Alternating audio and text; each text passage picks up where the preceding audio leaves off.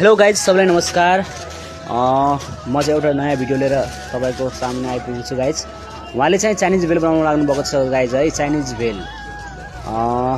भेलमा के आउँछ हजुरहरूले अब हेर्नु होला, भिडियोमा हेर्नुहोस् हैन। हजुरको सामने लाइभ भिडियो गरिरहेको छु। चाइनिज भेलमा के चीजहरु आउँछ, के चीजहरु हाल्नुपर्छ भने नै हाल्नुहुन्छ गाइज है। उहाँ हाम्रो चाइना टाउनको सबभन्दा पुरानो मेन सेफ हुनुहुन्छ है गाइज। अहिले हाम्रो चाइना टाउन ओपनिङ भएको 25 वर्ष भयो होला गाइज है। 25 वर्ष भयो गाइज। 25 वर्षदेखि नै उहाँ लागिराख्नु भएको छ निरन्तर। उहाँको घर चाहिँ दैलेख लाखुरी है गाइजहरु, दैलेख लाखुरी हो।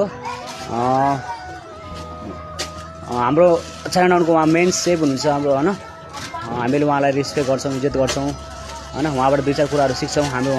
हामी भन्दा पनि उहाँ धेरै ठुलो सेफ हुनुहुन्छ के। उहाँबाट हामीले दुई चार कुरा सिक्यो भने त्यो कुरा हामीले पनि सिक्न सक्छौं आरामले। त्यसैले गाइज उहाँले भनिदिनुहुन्छ नआएको चिजहरु यो गर्नुपर्छ भाइ, यसरी हाल्नुपर्छ भाइ, यो चिजमा यस्तो हुन्छ भनिदिनुहुन्छ गाइज है।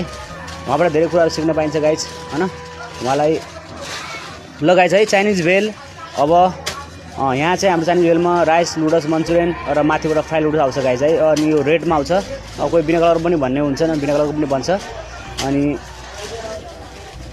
ल गाइज भेल रेडी भयो गाइज है। पार्सल है एक प्लेट चाइनिज भेल।